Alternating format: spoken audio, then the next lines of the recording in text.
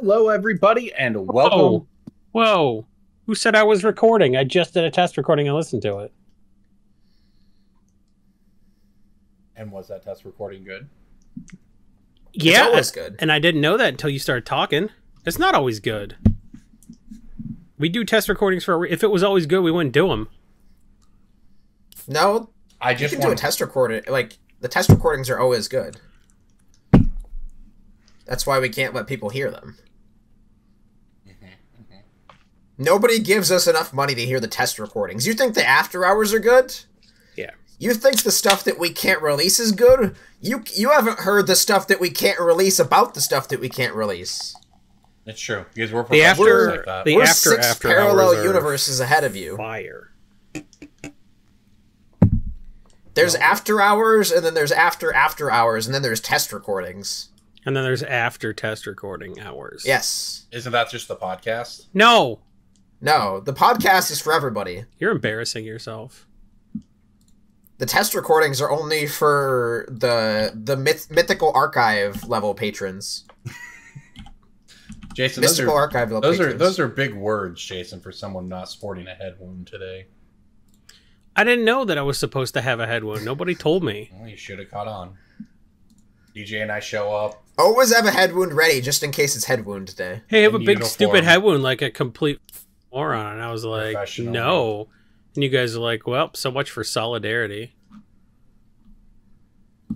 You Mine took is from parkour. Corbin's is from a vehicular accident 20 years ago.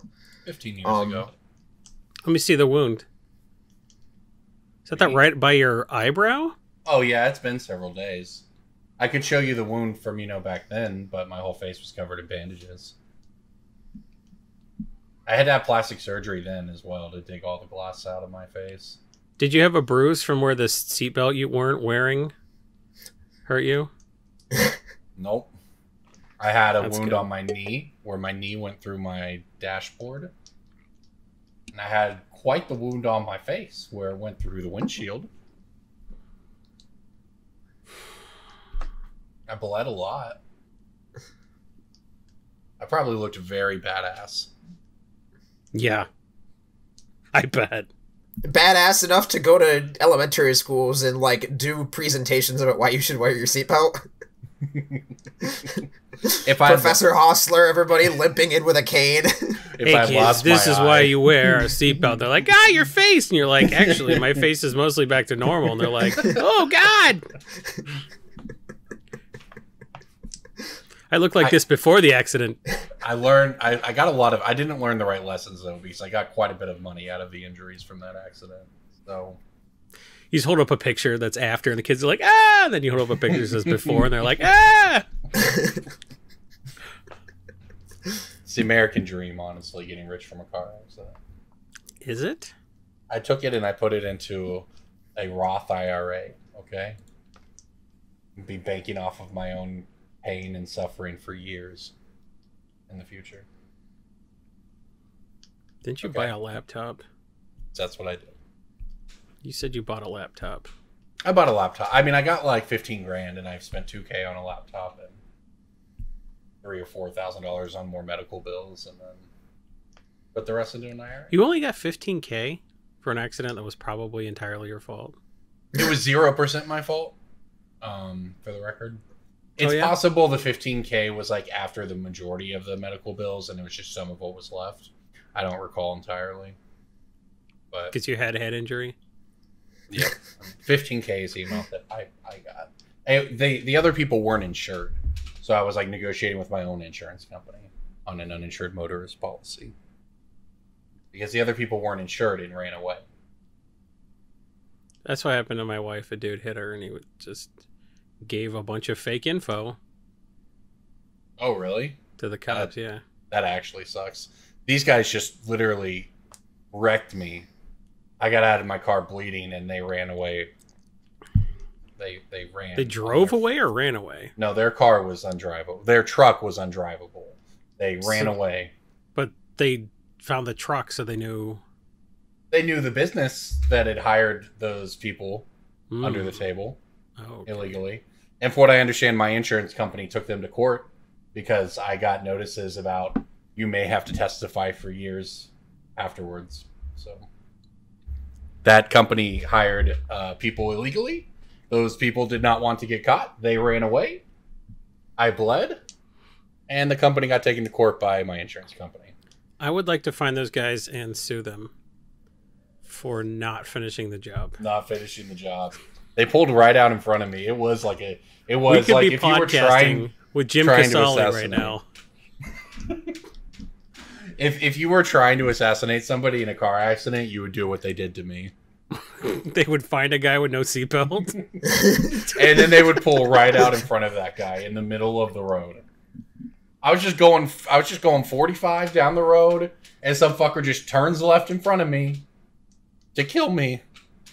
It was a hit. It was 45 doesn't sound fast, but like it's pretty fast. If you're going 45 1 second and you're going 0 the next second. Yeah. Well, as it turns out, the car may have started going 0.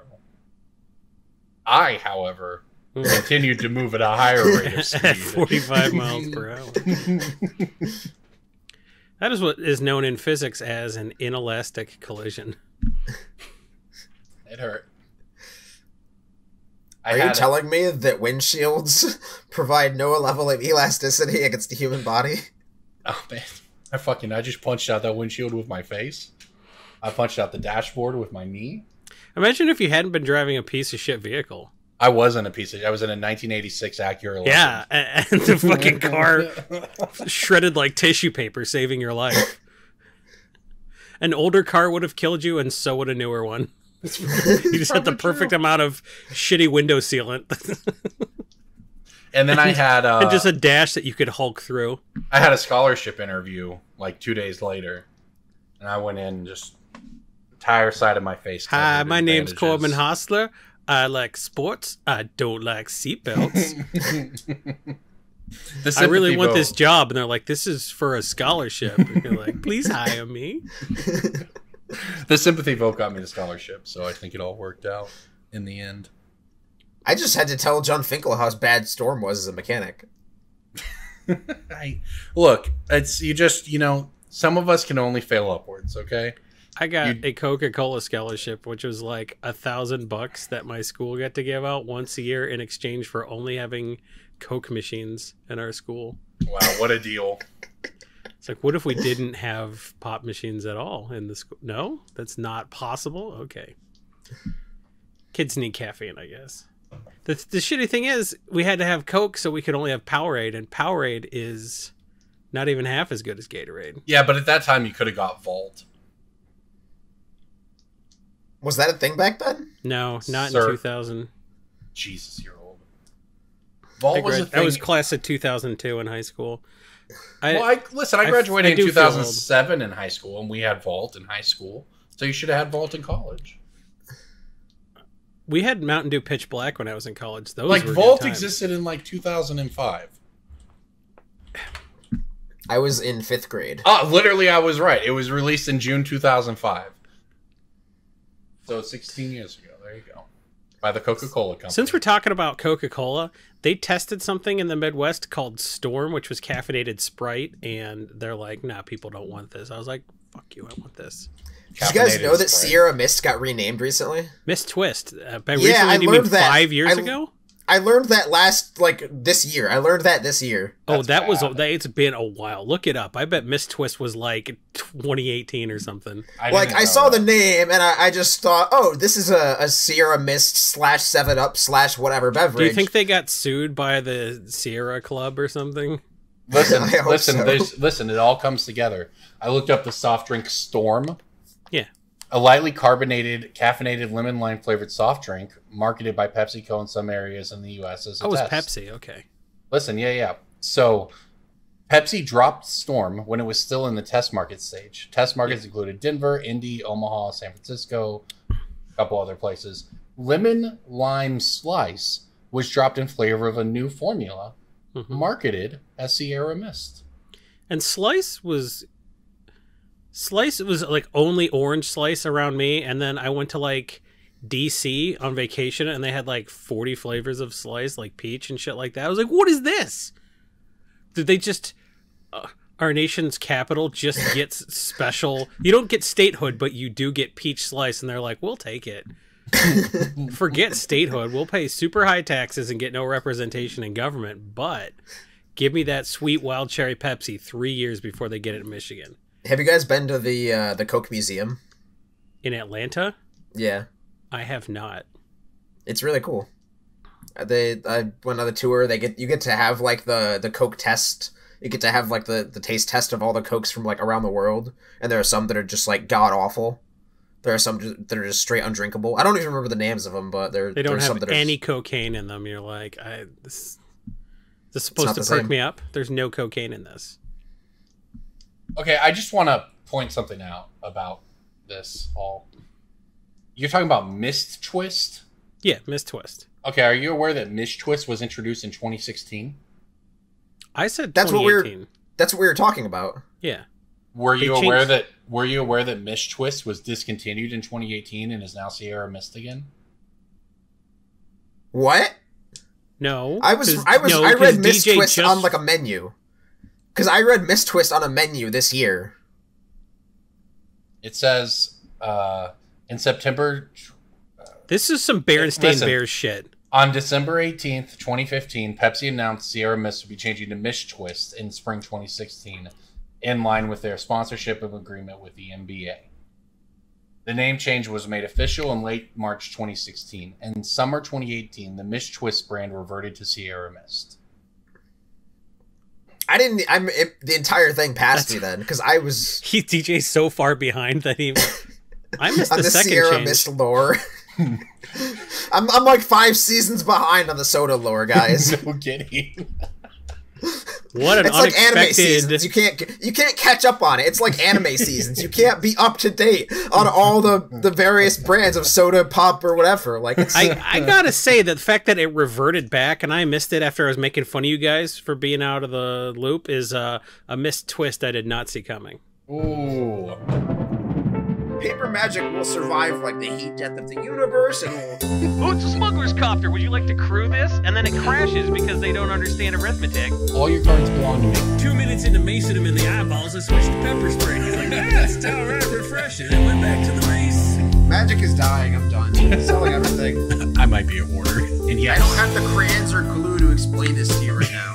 What, are you gonna die twice? Oil will be worthless before magic cards will. Well, okay, Dr. Man. That's Mr. Dr. Professor Jason. Well, everybody, we decided to leave that in as a cold open. Enjoy. That is a little bit of a preview of what goes into the after hours for Brainstorm Brewery, which, of course, you can find at patreon.com/BSB at that $20 tier. In addition to everything else, welcome into the show.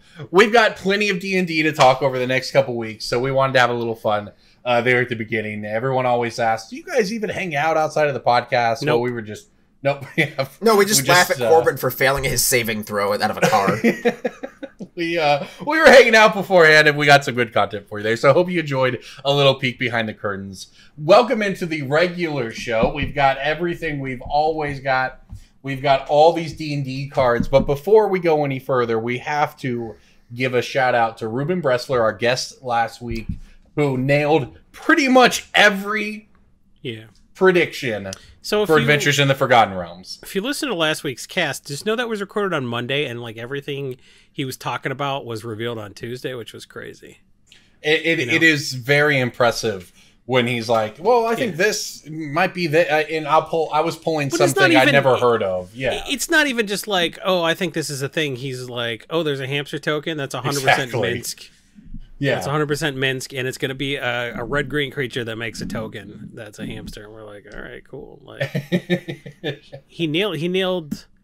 Well, even like all the obscure stuff. It's not even just like there's a lot of D&D stuff that's very like base level. Like, oh yeah, Magic Missile will be a red spell that does damage. Yeah, but like he got like the deep stuff. Yeah, it was very like impressive. The eye and the hand and stuff like that. Like he knew that would probably be a card.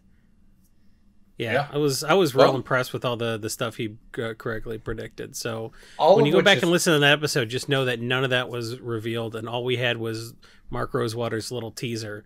It seemed like a lot of just super vague information to us, but Ruben super well versed in the D&D stuff. All of which is to say we have excellent taste in guests. Clearly. Yeah, which is why we invite Ruben on once a decade, right? We'll rectify that. I mean, it's hard to... There was a 7-year break or something between the last time Ruben came on and this time, so... It's stressful to get guests on this cast, which is why we don't have a guest every episode, but maybe we should. I don't know. I think people can let us know. Send us an email, brainstormbrew@gmail.com, if you have any suggestions for guests. Let us who know. would you like to see on the cast? Yeah. Did you know there would be a gelatinous cube in this set? Tell us if you knew there would be a gelatinous cube. I didn't know anything about this at all, but I the hope set there's does a look bag pretty of fun. holding. That'd be cool. It got a reprint. It's in the set. it's It in got this. downshifted, I think. Yep. It was rare, now it's uncommon. Pauper legal now.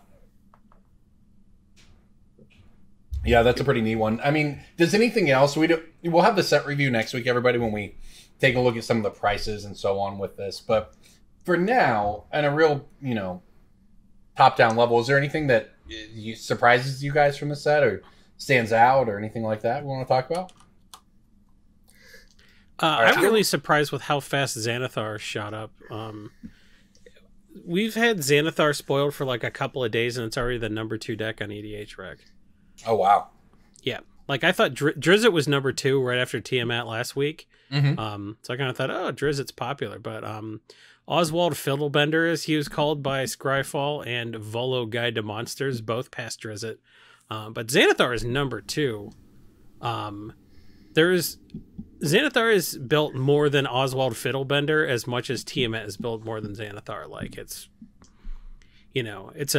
a pretty decent spread between first, second, and third. Xanathar just looks kind of real obvious, and everybody's building it kind of the same way, so I'm kind of surprised it's as crazy as it is. I would have thought Volo Guide to Monsters would have been something people jumped on, but I guess it's a lot of work to build that. The non-obvious decks take a little bit longer, I would think. I do think that Xanathar will end up being more of a feel-baddie commander to play against, and it does seem like a deck that gets played once or twice, and then people do not want to interact with it. It's just Send triplets to me, right?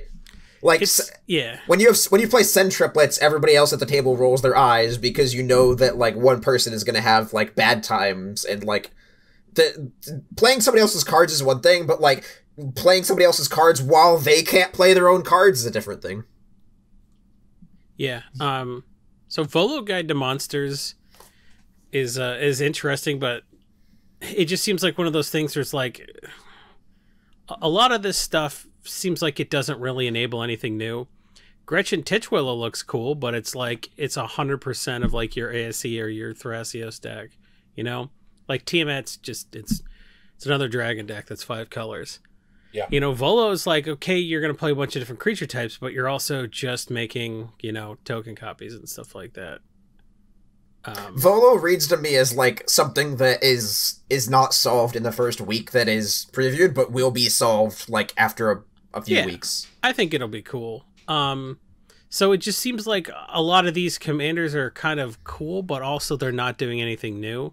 So like from a financial standpoint, there's not really a ton of cards that leap out as like, oh, well, this, this card is something that's going to enable a bunch of other stuff, except for like there's one card that I think I don't know, could be a thing, but I mean we'll talk about it later, but I don't even know if it's going to be. I mean the dice rolling thing was the biggest boom that happened, where it was cool. The dice rolling cards made Old Buzzbark and the whatever the artifact is from Unstable, the dice rolling Krark's Other Thumb. Yeah, like those cards went kind of crazy. And I'm just saying, keep this on your breaking bulk list. The D20s from this set, hot. They're the only legal ones now. Yeah. I don't know if anybody. This is a bit of a dry joke here, but if anybody has gotten into the spin down versus normal D20 arguments online, they are truly soul crushing to see. Imagine talking about the reserved list. But and then add a basic the smartest misunderstanding person of probability. in that conversation is the dumbest. Yeah, person. just like imagine the reserve list with a basic misunderstanding of probability and RNG. Well, and even more than that, it's just there seem to be so many people who are like, let me prove to you how I can cheat to prove to you that it's not fair. And it's like, yeah, I'm watching you cheat. Like, you're spinning it. We can see you do it. This is so dumb. No one does this. Like, but here's the important part.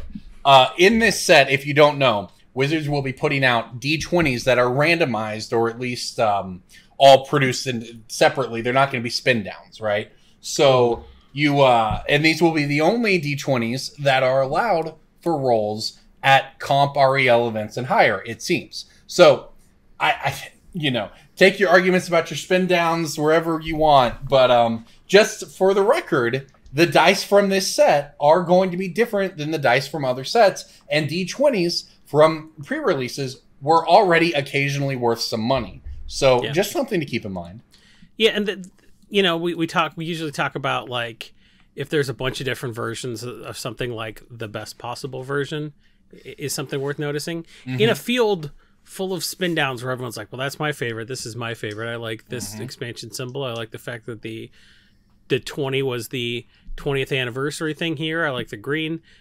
All that goes away when it's like, these are the only dice that you can roll. So when they're unique, all of a sudden, like, people's personal preference doesn't matter anymore. Right. It's a Snowland argument, right?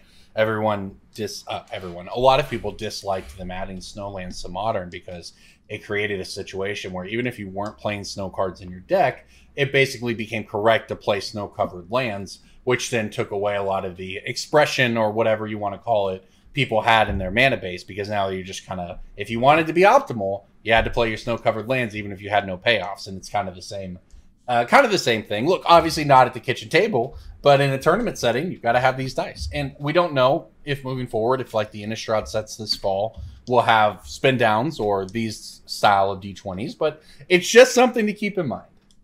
I can't imagine Innistrad would have D20s.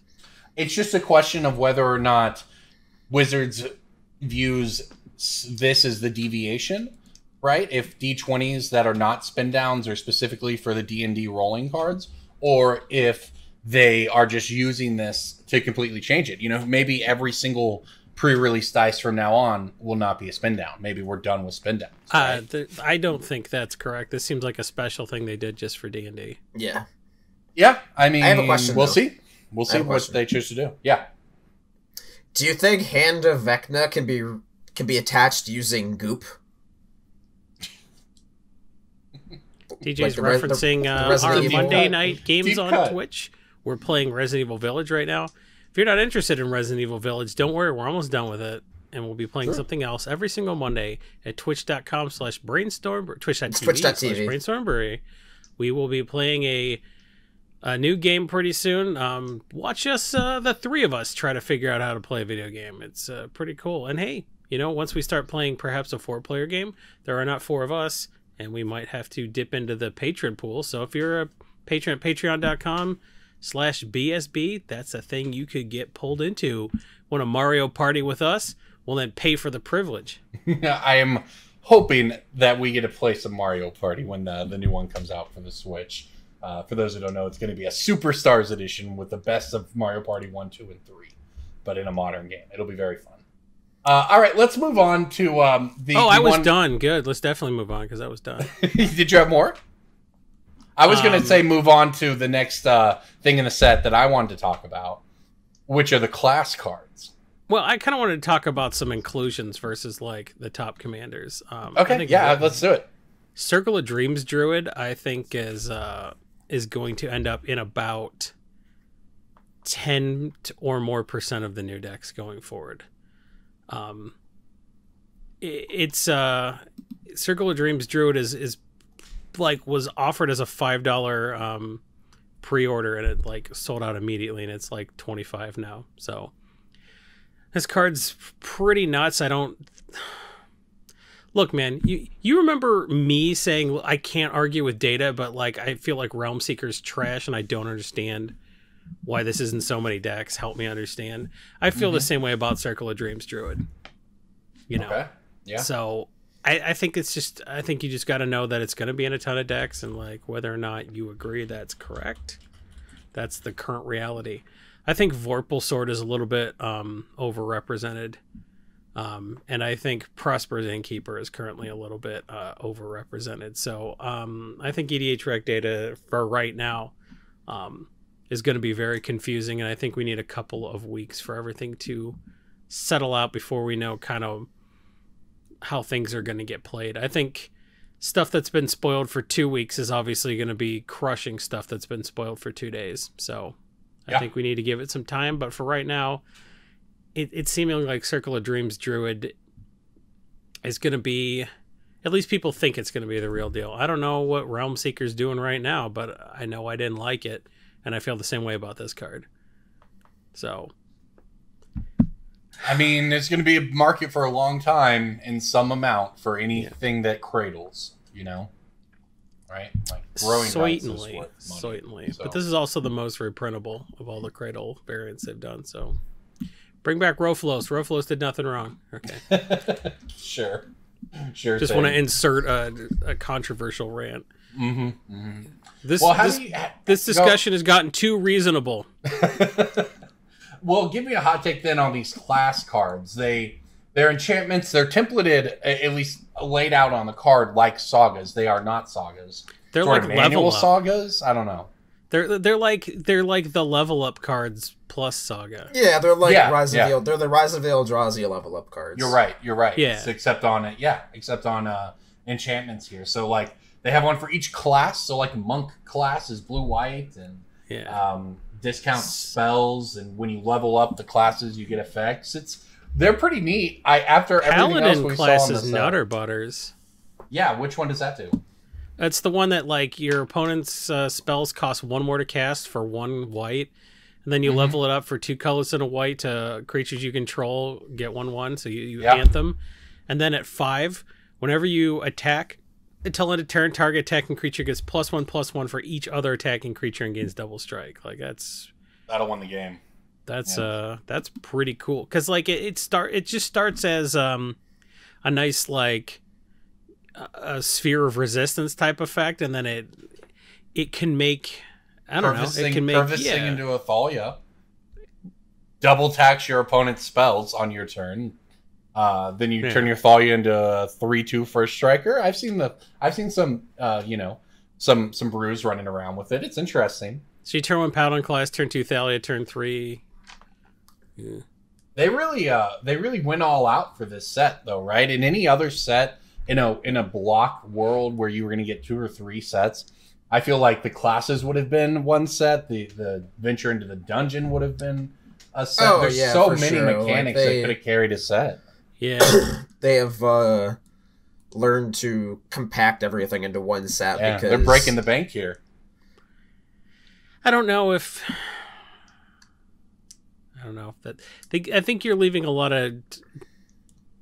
Well, as much as I'm like, well, you can't really elaborate on the plot and move the plot forward. I'm like, I don't know. I also don't give a shit about the plot. They write all kind of stuff I don't read. So as much as I was like, oh, this is a missed opportunity. It's like, for what? Shit I don't care about? Well, like maybe I'm just being an old boomer, and I was like, back in my day, a block had 3 sets, and it took a whole year to come out, and it was all about Gerard and the Weatherlight crew.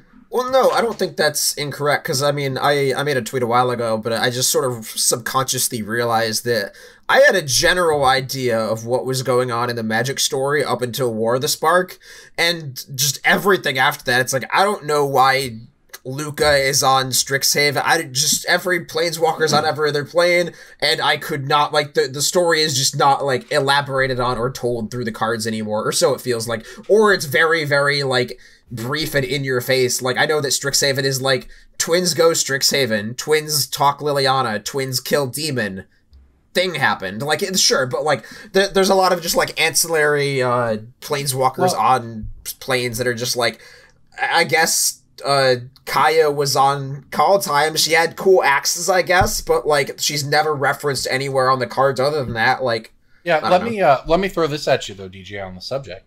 Remember when War of the Spark came out? Remember the couple years before that? Everyone was up in arms over WotC's creation and push of the Justice League. And every set was about the overarching story, because at that time they decided they were a story brand and these characters were going to sell toys and sell movies and all these, dreams beyond selling Magic cards. So they got a lot of pushback to that narrative arc. So I wouldn't be surprised if what you're describing is a conscious decision on their part to pull back. So that story is there. Those planeswalkers are there for the people who care to follow it. But for someone who was more annoyed by it, it's just kind of invisible again. Right? It's possible. I mean, we can debate whether that's, a good or a bad thing. But like the top-down flavor of Strixhaven, I don't think was impacted in a negative way by me not knowing why Liliana was on Strixhaven, right? I don't think the top-down flavor of the set was negatively impacted, but I mean, you're right. I didn't think about like the whole 2018. There's a Magic board game. Woo! Yeah, it's been a minute. But, yeah, that's definitely like a Netflix series coming out soon. Yeah. I get what you're saying. I don't know. So I don't know. And maybe that's worked for them, but I mean, there's definitely just like an absence of. Just like they can ham fist whatever planeswalker they want onto the plane. They definitely lost their overarching story element in the sense that even if you weren't into all that other stuff we talked about, you were still sort of aware of the fact they were fighting. There was a bolus thing going on. Yeah, I mean, like I thought that we were going to start like a new sort of like, okay, the Gatewatch thing started at Kaladesh, right? Went to War of the Spark. That was a whole big design decision on a whiteboard. I thought we were starting like another one of those because it's like, oh, Vorinclex is on call time. Like planeswalked. That's a thing. Like that's cool. Like that's the start of like the Phyrexian sort of reach out onto the other planes that we were left hanging with after NPH, like back in 2011. But like. Yeah. And like if that is another big whiteboard macro level story, like it's kind of just like disheartening to not be able to understand that through the actual cards. All right, so here's where we're at, DJ.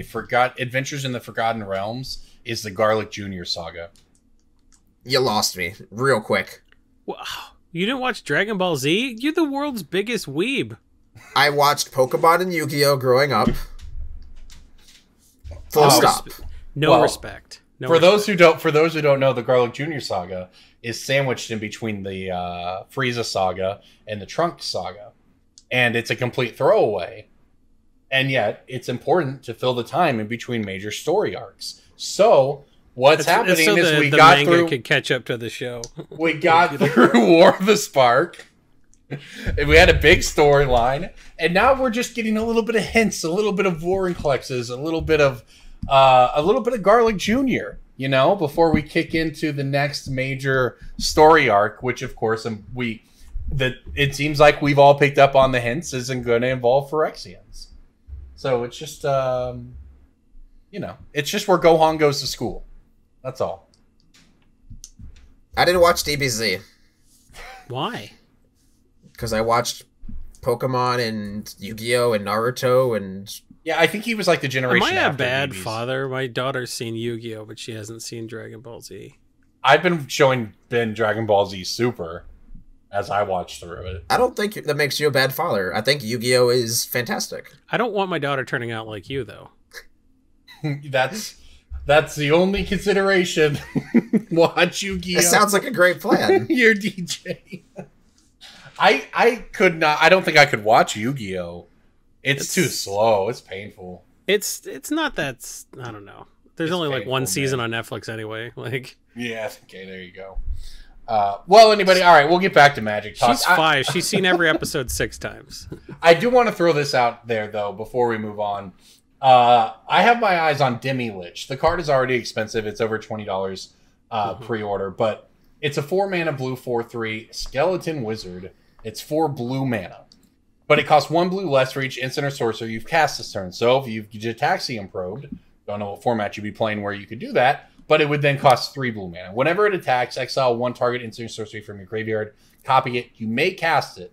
You have to pay the mana, but you can cast it.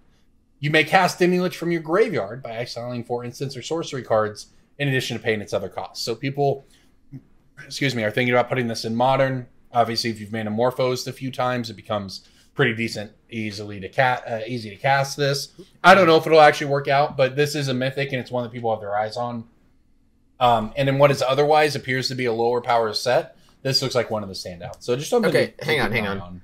So Shadowmoor was 2007, right? So that's 14 years ago. That sounds about right. Yeah, something like that. Maybe 2008. I want to know, like, the current living situation and, like, socioeconomic status of, like, the guy who designed Manamorphose and how well he sleeps at night. I mean, shouldn't we start... In the context of the set it was in, Manamorphose was quite weak. It was actually really I know, cool. But like the snowball effect yeah. that single card has had on every format in the past 15 years. Well, DJ, and like you can't ban it, I guess, but like maybe you could have. There was a chance to a while ago, but like I don't know that they banned Simian Spirit Guide recently. They trust me, they could. Like that's. I think you're displaying a little bit of survivorship bias here, though, right? Yep. Like isn't Manamorphose seems egregious today. In but terms only of what everything it enables. worse was banned. It's yeah, but only because Git Probe is banned, yeah. right? Like, and Mishra's Bobble is now everywhere. Git Probe was part of like a bigger like that's Phyrexian mana that's the issue, not like a card. Well, design. that's what we're saying, yeah, right? Like that's you know, as far as who's sleeping well at night, let's go for whoever put out Phyrexian mana and then go for Manamorphose guy. Sure. That said, your Manamorphose does stand out as one of the more broken cards. Phyrexian mana was like Mark Rosewater's fever dream, and everyone just kind of like lives with the fact that like that guy did that, and like if you raise a hand, then you wake up in the Mojave Desert like 4 weeks later. Well, you know, for everybody who complains, why would they take them to the Mojave Desert to get rid of them when the ocean is right there? Because you've seen Dexter. The bodies get found in the ocean; they don't get found in the desert. No one goes into the desert. Some hills have ice. Dexter puts all of his bodies in the ocean. And they got found. By Dokes. Who was murdered. This doesn't help. Spoilers. Spoiler alert. Spoiler alert. Listen. Here's a spoiler alert. Dexter blows, man. This is the worst season, or the worst series finale in television history. You stop after season 4. You don't protect. It's like Scrubs season 9. You stop Dexter at season 4. That's how that works. Sure. So you should stop Scrubs at season 1. Here's the thing. With all those mechanics they released back then, think about modern today. Modern today, up until recently, bans was dominated by fast mana. It's currently dominated still by cascade spells, right? As well as zero cost suspend spells. A la Living End and all the new ones. There are so many. We're talking about Phyrexian mana. We're talking about Manamorphose. Think of how many broken mechanics they released back then. Yeah. Like, you're right. All these mechanics are just... Cascade is the most powerful thing to do in Modern today. That's nuts. The craziest thing about Cascade is that they continue to like poke the bear and try it. Yeah. Yeah, there was a card in Modern Horizons 2 with Cascade. Yeah, or they forget how it works, and they're like, "Yeah, the only way to play this spell is to pay 20 life." And they're like, "Couldn't they just cascade into it?" And they're like, "Oh yeah, I forgot we did that." Cascade works on cards that cost 7 or 8 mana or whatever. It just doesn't work on 3 mana instants. It turns out. I think they wanted that. I mean, look, they obviously didn't put those cards into Modern Horizons 2 without knowing they were going to be cascaded into. It's just a question of whether or not, you know, they have to change Cascade yet again to try to be a little more fair. It's I know I sold over 200 copies of Crashing Footfalls at $5 a piece. That's what I know. Wow. You had 200 copies of Crashing Footfalls? In backstock from when they were in bulk. Good for you. That card's lit. Speaking of bulk, before we run out of time here, let's play Breaking Bulk. Breaking Bulk time. Breaking Bulk time. Break. Oh, yeah, Breaking Bulk. There's so much good stuff. It's a pick. Breaking Bulk. The end. See, that's what you call a segue. I mean, yeah, we're going to run out of time here. We're like 35 minutes like in. The CEO of the Segway Corporation ran out of Cliff. All right, guys, I've got a blue uncommon from a previously banned set, Lorwyn. What do you mean previously banned? DJ says there's no more banned sets anymore. Really? My word is law when it comes to Breaking Bulk. That is true. Corbin's Why? right. Because I said so. See DJ, rule 1. Just guess. I respect your opinion more than Corbin, but that you don't have seniority over him. Look, all I know is DJ doesn't even pick magic cards anymore. Okay, so I can pick lore. Is it a creature or a non-creature? It's a non-creature. I'll give you a hint. It's not Marrow Regery. Is it Marrow Commerce? It is Marrow Commerce. Yeah. I was trying to think of the name. I was going to say the one that untaps them, but... surprisingly, there are actually a lot. I thought it might trick you up because there are actually a lot of blue uncommons in that set worth money. It's a great There's set. a lot of just cards in that set worth money. Yeah, There's a lot of it's green banned uncommons set. worth money. There's a lot of red uncommons worth money. There's a lot of... It's true. 3 of them have the word Marrow in the name, by the way, because Marrow Harbinger exists. Yes. But so does... All the Harbingers are pretty lit. Yeah, Familiar's Roost. Especially is an Flamekin uncommon Harbinger. That one's pretty worth lit. Money. Yep. There's also the Fairy Harbinger, I believe, whatever one that's called. It might just be Fairy It's Harbinger. literally called Fairy Harbinger. Yeah. I love that Corbin That one's just pretty like good, too. steamrolled right over that stupid pun DJ made. I'm glad that Jason went back to bring it up instead of just letting it die. If you had said nothing, that would have made me feel worse. The fact that you had to go back and acknowledge it makes me feel better. All right, DJ, do you have a breaking bolt for us? I do. I have a Commander 2020 token. Of course you do. Eat Get out shit. of here. Get out of here. Eat shit. That is my guess. Is it eat shit? It's not. Well, eat shit. I Jesus. did pick a Commander 2020 token last Was that a week. This is- Coria? Was Commander 2020 a Coria? Yep. Ooh, And you I asked know, that same I know. question last week. I know this this is a one. different token from that Commander product. Yeah. Last week you picked the Hydra token, Mm-hmm. but it's a double face token. This week you've picked what's on the other side. No. I mentioned last week that the other side is a beast token. That's irrelevant to the Hydra. All right, This beast is a token. different- I'm putting it in the spreadsheet. Beast No. token. What? No. DJ. That's not what I said. No, this is a different token from C2020. If you bought those Amazon decks, then you have a lot of these. I hate you so much. What's in the deck? Oh my god, who cares? Why are you like this? Jason should know this one because it's one of the more popular commanders that gets built from that set. That makes the card. Okay. Is it Xyrus? No. Is it those flying snakes? It is a 2/2 dinosaur cat. Okay. The Gavi, I believe it's Gavi Nest Warden, the cycling commander, makes 2/2 dinosaur cats when you cycle stuff. It is the only dinosaur cat token in existence, obviously, because nothing else makes this. It's a red. Whenever you draw your second card each turn, create a 2/2 red and white. This token is dinosaur cat $2. token.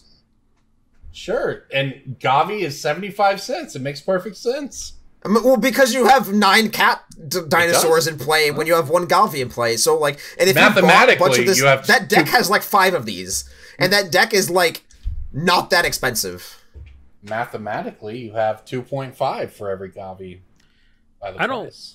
I don't like this conversation. All right, it's a token. You did it. I It's wish a it was cat last week and dino. Ruben was here as a buffer between me and DJ's. Just gamification of this non-game. What do you got, Jason? Once we set this up as a game, DJ's like, well, I'm playing to win. It's like, this is a segment where we're telling people to pick through their bulk and pull cards out, and you're like, nope, it's a game and I'm winning. And people know to pull their cat dinosaur tokens. If I ever Do see you a cat know dino token, to pull now I'll this- know. Colorless, uncommon card from Theros Beyond Death. Do you know to pull that? Is it Soul Guide Lantern? Maybe. You got that kind of fast. Do people know this is a $3 card? Because It's an actual like, competitive card. I play a lot of historic, and that card is quite good. yeah. I have a lot of bulk from the set. I like that set. And because people like, I don't get a lot of Lorwyn bulk. So telling me some Lorwyn shit that like, oh, let me pull my Lorwyn bulk. Oh, I don't have any. Cool. I have a shitload of Theros Beyond Death bulk, and you should know to pull these out. You're throwing a $3 bill down the drain, and that is very rare because $3 bills don't really exist. And you'd be like, I have the only $3 bill, and they're like, that's not legal tender. I want to point something out, though. You can tell Jason has a lot of Theros Beyond Death bulk because his breaking bulk picks for the past 3 weeks have all been uncommons from Theros Beyond Death. You know what There's I do? I nothing go wrong- to EDH. Hey, my Rec. past 2 weeks have been Commander 2020. I go to EDH Rec. I look at what decks are popular now, and I see if those decks made any uncommons go up. That's my method. So if Theros Beyond Death is hot right now, that's because they are designing commanders that players maybe who started EDH recently are building around, and they're putting Soul Guide Lantern in their Xanathar deck. So that's a thing that's happening. People are building with a lot of Theros Beyond Death stuff right now. If you can get the bulk still, get that bulk. I think there's some other gems in that set. Maybe some 10-cent cards that could be $1 in the future. Well, just pointing out, I mean, your picks have been Destiny Spinner, Hydra's Growth, Soul Guide Lantern, and Destiny Spinner, it's a modern card, casual card. Soul Guide Lantern, modern card, very good. Hydra's Growth, a casual all-star. I mean, those aren't flash in the pan picks. They're good picks that are going to be worth money for quite a while. Cross format too. Anytime something's good in different formats, there's different opportunities. Like, it could take off in EDH, it could take off in Modern. It just needs one card printed or one deck archetype for it to like really go nuts. So anything that's played in multiple formats is obviously a better thing to pull out of bulk, and you should be aware of what's going on in every format. Speaking of every format, by the way, you know that the silly little Colossus Hammer deck won the Modern challenge over the 4th of July weekend. In case you didn't know, the deck with the Pure Steel Paladins and the Sigarda's Aids and the Colossus Hammer is a real deck in Modern. I'm that sure, information what you would. I'm sure it just got like one more card, right? It's always been like first it was a deck that was missing like 8 slots to be viable. Then it was a deck that was missing 4 slots to be viable because they printed something. And now like what was the last card they printed? Now it's like a real deck. Well, it's interesting that you say that because the answer to that is Urza Saga. Sure. That's the answer to everything. Yeah, I mean that's your hammer 4 through 8 or 5 through 8, right? Like the deck already had like 16 hammers, but yes, that's exactly what it is. The deck is also just, I mean, it's crazy. It's running Midnights and Ornithopters, but it is explosive enough, and it's got enough. Speaking of Theros Beyond Death, it picked up Shadow Spear in that set, which is actually somewhat important to it. So yeah, it is a cool little deck that just exists on the outskirts, and it's just slowly been getting better and better. And Urza Saga, like most decks it's in, it kind of pushed it over the top. It probably also helps that like Memnite and Ornithopter just like on Ragavan, right? Like a 2/1 with no evasion, just it's like, sorry, I have a free 1/1, deal with it. I'm not Like, sure Ornithopter shits on her. Yeah, but it like makes it so Ragavan can't connect, right? Like it can't. I mean, you could chump block with it, yeah. Right? Phyrexian Walker. Now that is the anti-Ragavan tech they need to bring back. Shield Sphere, Phyrexian Walker. Well, like the Ornithopter will always be wearing something in this deck. It'll always have the fact that it's an early board presence, and I'm sure it just like suits up with something immediately. Yeah, it's very good, and it's worth noting that affinity decks have become a thing again. Zabaz, the Glimmer Wasp, the modular insect is getting played. Like, there's a lot of cool stuff going on in Modern, although right now it basically seems to be dominated by a handful of new Modern Horizons 2 cards, essentially. I'm going to point this one out, and I know we've mentioned it on the cast, but Dragon's Rage Channeler is, I'd say, the new Monastery Swiftspear, but it's much better than that. Mm-hmm. It's an uncommon for Modern Horizons 2, and the card is absurd. It's very it was a mistake. Yeah, I think so as well. Very much. It's a 3/3 flyer for 1 most of the time. It's a better Delver, and it's just slotting right into these decks that are just. But it has to attack each turn. That's always such a downside of Magic. What a drawback! It's like they made Sprite Dragon in Ikoria, which was a big upgrade to like whatever the blue red prowess creature for 2 before that was Storm Chaser Mage, and they're like, well, we don't like you paying 2 mana. Here's your 3/3 flyer for 1 mana. Oh, by the way, here's Ragavan. Oh, by the way, here's Murktide Regent, so you can have a giant flyer for a couple mana as well. These decks are very silly. That's where we're at in Modern. They just like, what if we had blue-red Delver, but every card that we print for the deck is better than every card that's in the deck right now. Yep. I mean, just to point out, right? I mean, looking at these blue-red decks, and I did a bit of a dive on these, but there's 14 creatures in this list I'm looking at now that got third place.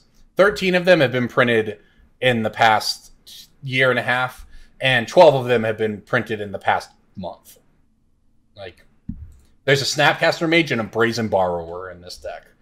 It's, you know, the power creep has come for Modern, and it's not just here, it's completely reshaped Modern. So, just as an FYI, Dreadhorde Arcanist is unplayable already.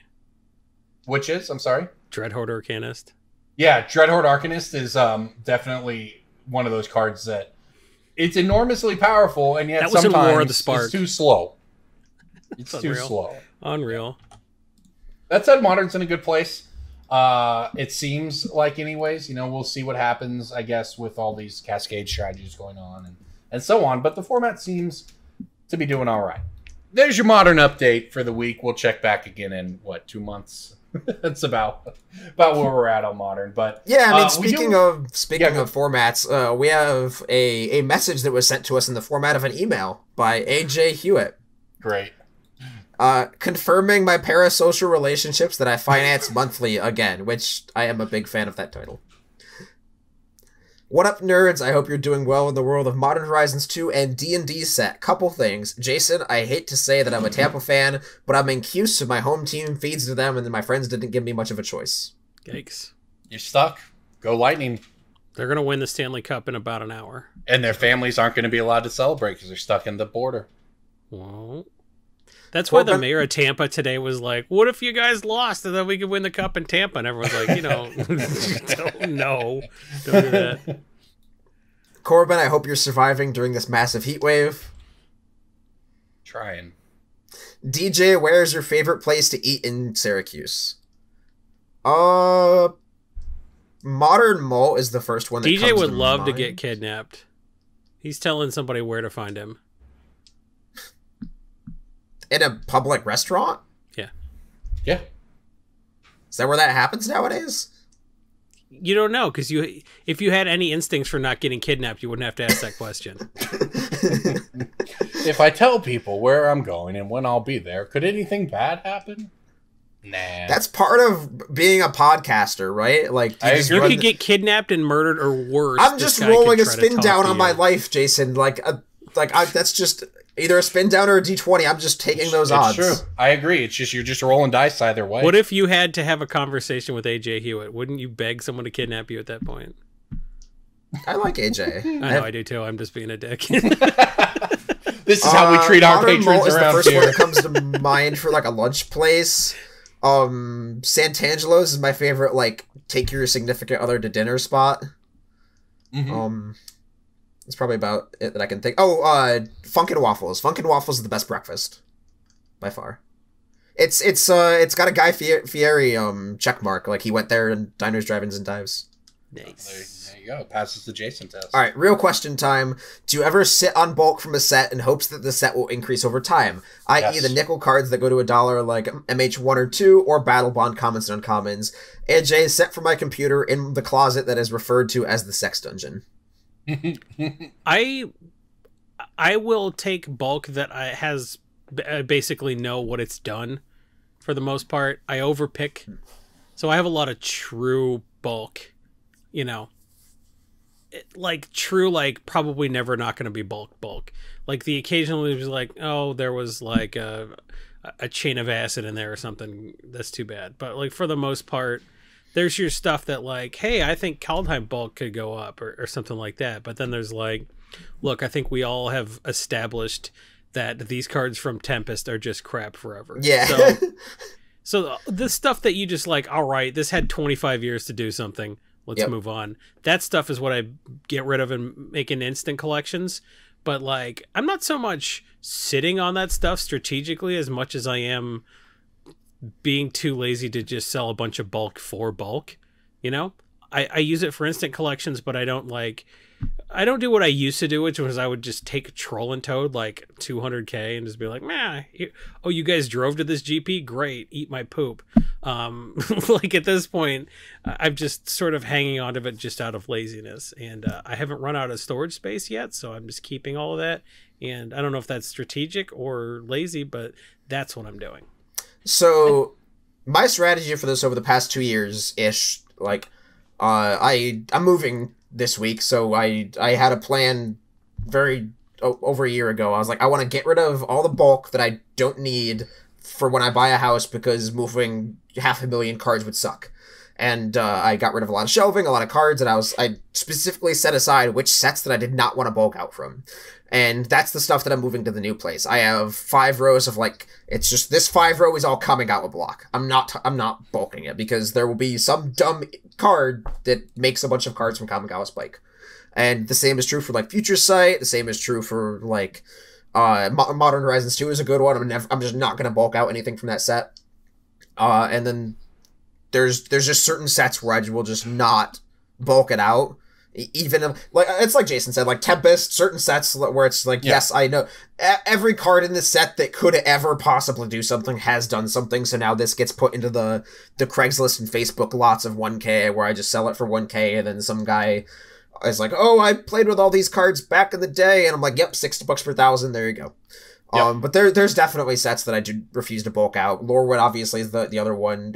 Anything's really sort of in that like 2003 to like 2009 era is just peak hold on to this, peak hodl, peak moon, peak hodl gang, yeah, peak moon.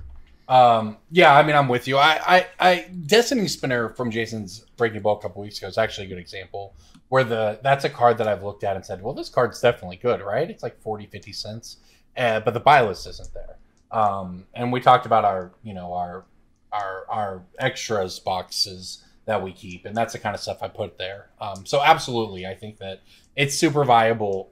Maybe to be a little more targeted, right? If you're just looking through bulk, if there's something you like or you think is going to be good, maybe I pulled those aside a little more than I keep just 10,000 cards from one set, So that's the way I go about it.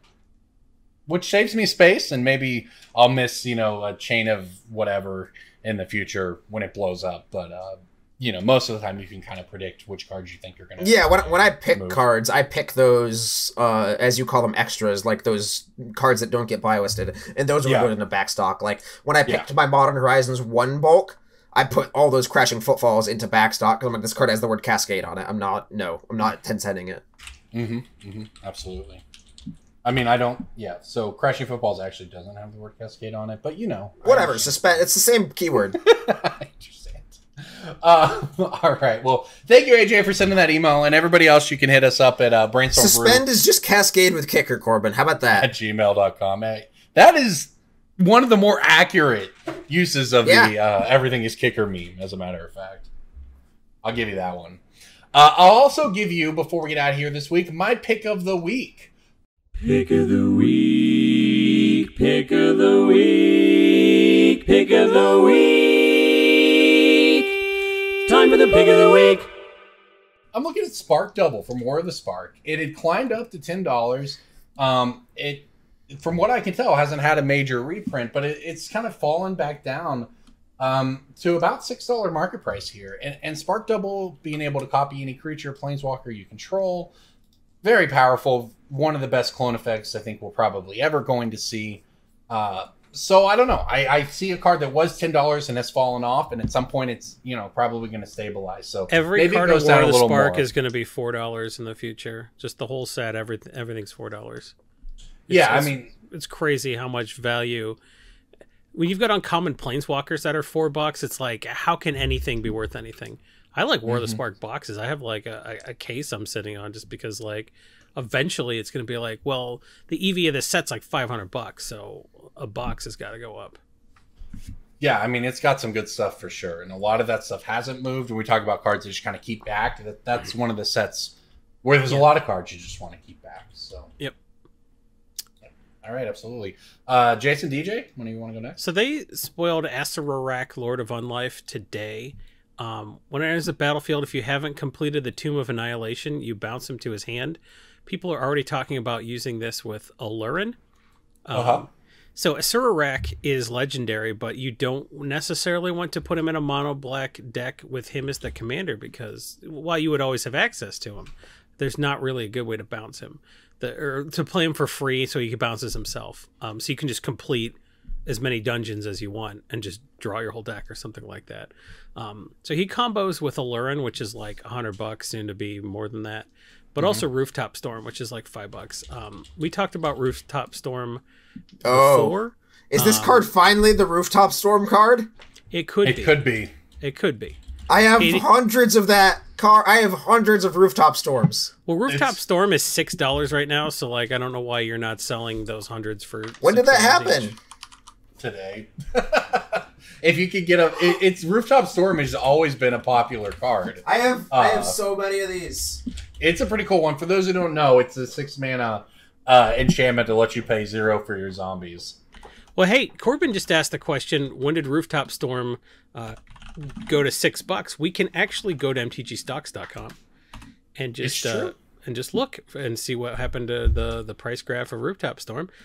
It's possible that it went above $5 before this week, and it actually went from like $3 to $10, but back down around the time of Kaldheim. So it's actually on it's trending down right now, but it's flirted with $10. Now we like to talk about something called second spikes on this cast.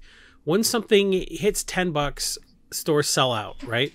When they're sold out, they have to raise their buy list price. When the buy list price goes up, a dude that's like, I paid $3 for Rooftop Storm and it did nothing, and now like Card Kingdom is paying $7.50 in store credit for Rooftop Storm. Here, just $30. Give me $30. I'll just take my Rooftop Storms. The card doesn't stay above $10. All of a sudden, it goes back down. So you got $30 store credit just outing those cards. So the store that paid $7.50 isn't inclined to sell them for $4. They think it's going to go back up. They're just going to sit on them. So the copies are concentrated in the hands of the dealers, the places that raise their buy list price. So if Rooftop Storm goes up again, you're not going to be able to go in your LGS and be like, aha, they still have it in the case for $2. That's not going to happen because somebody bought it for $2 and buy listed it for $7.50. People like us just do crap like that all the time. People like you do that, our listeners. So when it goes up again, the only place you have to buy them from is from Card Kingdom. They're like, we knew it was a good idea to pay $7.50. So when it goes up again, it'll go up harder and faster. I'm sad that I missed the spike on this. Yeah.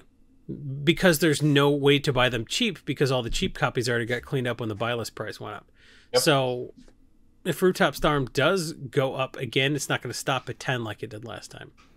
And it could easily go back to 10 at a baseline because it is getting a lot of hype. It could also very easily get reprinted. This is a card that could go in a pre-con if they did. I don't think it's Commander. I don't think it's Commander pre-conable because I feel like it just breaks parity so hard and just lets one player run wild with the game. But I do think it is puttable in something. I mean, it's up there with. I mean, I think that's an implicit risk basically in all of these. Yeah. And sometimes cards are harder to reprint, but sometimes they're just Rooftop Storm and. They could reprint it at any time. Sometimes they put them on the list and the price doesn't go down, but the availability goes up and everybody's happy. Yeah. I'm not happy about the list. I don't care about your face. Yeah, the list sucks. But it's we have more food chains, so what do you want to do? The weird thing about the list is that, like, it's such a good concept. It's just, like, the execution has been so poor. Like, I don't know that it's been poor, because I think if they overdid it, then stuff would tank too fast. Well, I just mean, like, the Planeswalker symbol in the bottom, like, the name of the product being, like, the list. Like, that part has just, like, set boosters are just, like, not a, like, the concept of we can put anything in a product, suck it up and deal with it is fine, but, like, every step along the way leading up to that has been not great. Sure, I'm not going to argue with you there. I think the point I wanted to make is instead of saying, hey, when did that happen? We have online resources. Go to mtgstocks.com, the site that sponsors this podcast proudly, and use their tools to see when stuff went up, see how it's trending, if the price is trending down, if the price is trending up, if the buy list is diverging from the retail price. All that information is available. All that information is valuable. Go to mtgstocks.com, your source for stocks of MTG, not like regular stocks. You can't get like pillories, you know, like when they would put people in the stocks and throw tomatoes at them. You can't get those. And if you could, I guess they would be like MTG themed, like Pillory of the Sleepless or something like that. All I'm saying is go to that website for MTG data. Why don't you? All right, DJ, why don't you go ahead and finish things off with your pick of the week? So this may have gotten one too many reprints already, but I still think it has decent odds if it continues to dodge reprints in the future. This was put into the game in Throne of Eldraine. It got reprinted in C21 and the Zendikar Rising Commander decks. It is Return of the Wildspeaker. Yeah. It peaked at around 4 or 5-ish, and it's back down to a little bit under $1.50-ish for the Commander 2021 It is printings. Rishkar's expertise tier. Yeah. That's the vibe I get from this. It's very versatile, and that like it's not just a win more card.